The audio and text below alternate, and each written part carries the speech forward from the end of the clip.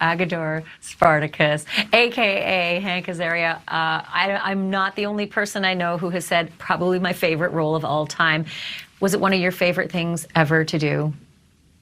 It was. I mean, I had a lovely time doing that, working with the great Mike Nichols and Robin Williams and Gene Hackman and Nathan Lane and Diane Wiest. And it's one of the first movies I ever did. It should be pointed out that it's a role that I would not play today, and rightly so. It would go to certainly, although I grew up in a Spanish-speaking household.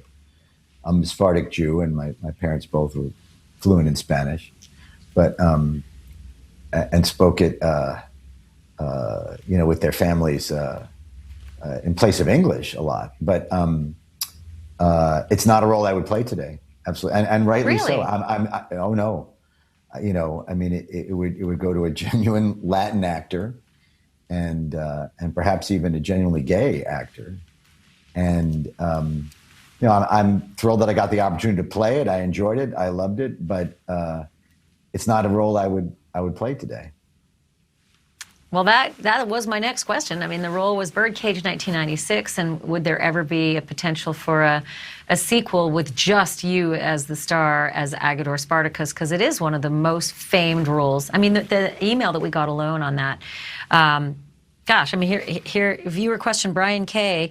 Is it true you shot Birdcage at the exact time as you shot Heat with Al Pacino? And then another question from Norm B.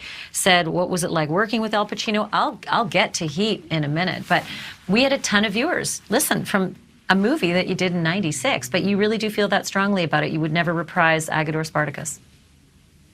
They've actually asked about it, and I said no. It's too important to stand by this issue of representation in Hollywood and let actors be themselves, especially maybe even really only when we're talking about actors, brown and black people, Latin people, Asian people. There's plenty of opportunity for me, like I said. Should we be retroactively gauging our enjoyment as well? Like, this is sort of maybe it's a bit too ethereal a question, but I love that character. I still love that character. I giggled when I saw you tripping over your shoes because you were a household employee who was always barefoot and had to put on shoes, and you tripped, and it was funny, and it's physical humor. And now I feel guilty for still enjoying it. Should we be retroactively revising what we think is funny or acceptable? I don't know about guilt or not guilt or retroactively doing anything. I think it's more about moving forward,